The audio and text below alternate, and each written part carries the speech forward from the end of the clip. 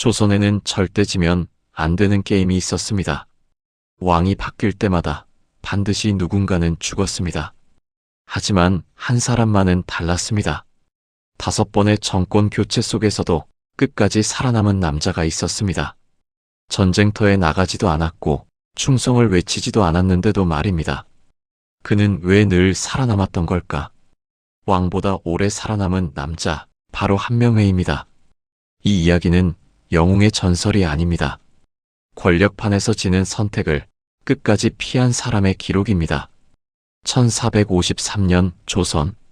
왕은 어린 단종이었고 대신들은 그를 둘러싸고 있었습니다.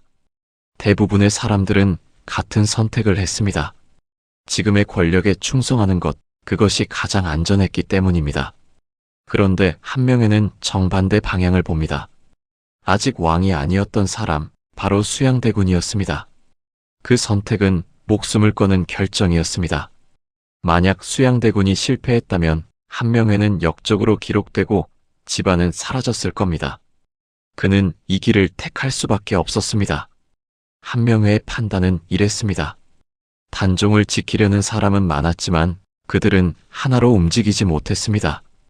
각자의 판단과 계산이 달랐기 때문입니다. 반면 수양대군의 편은 이해관계가 같았습니다. 성공하면 함께 권력을 얻고 실패하면 모두가 위험해지는 구조였기 때문입니다. 그 순간 한명회는 퇴로를 끊었습니다. 하지만 이미 계산은 끝난 상태였습니다. 그리고 조선 역사에서 가장 피비린내 나는 밤이 다가옵니다. 1453년 10월 10일 개유정난. 사람들은 이날을 수양대군의 쿠데타라고 기억합니다. 하지만 실록을 보면 전혀 다른 장면이 보입니다. 제거할 대상과 움직일 시점, 그리고 남겨둘 사람까지. 이 모든 것을 정리한 인물, 바로 한명회였습니다.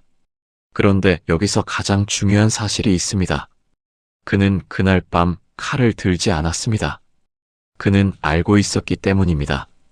칼을 든 사람은 언젠가 그 칼에 죽는다는 것을.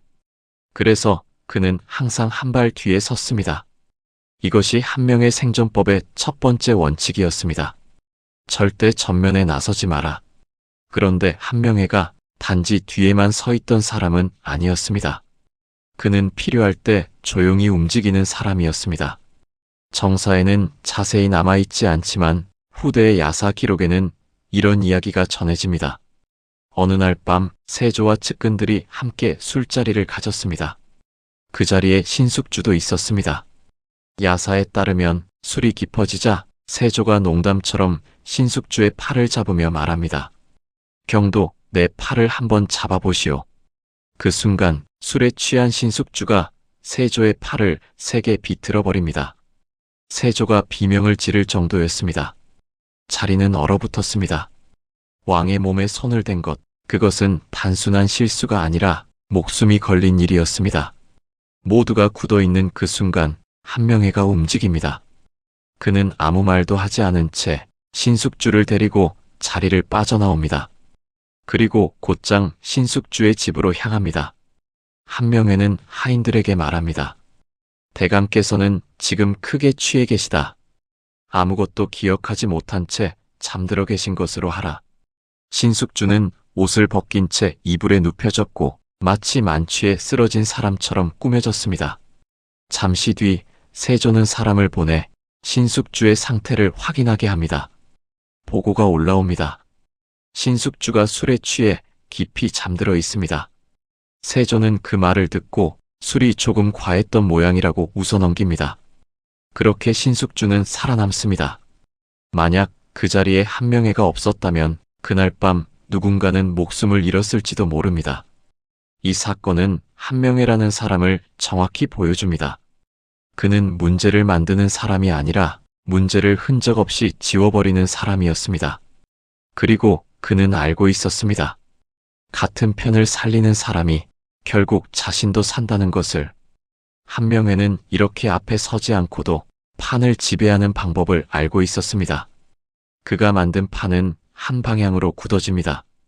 수양대군은 마침내 왕이 됩니다. 그가 바로 세조입니다. 그리고 한명회는 1등 공신의 자리에 오릅니다. 보통 이 자리에서 사람들은 욕심을 냅니다. 하지만 한 명에는 전혀 다른 행동을 합니다. 그는 공을 나눕니다. 왕 앞에서 자신의 이름보다 다른 사람들의 이름을 먼저 말합니다. 사람들은 수군댔습니다. 왜 저렇게 겸손한 척을 하는 걸까? 하지만 이건 겸손이 아니었습니다.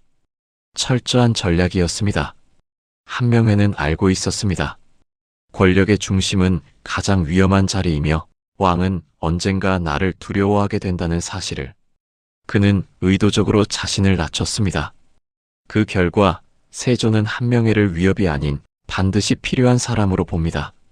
이것이 그의 두 번째 원칙이었습니다. 왕보다 높아 보이지 마라.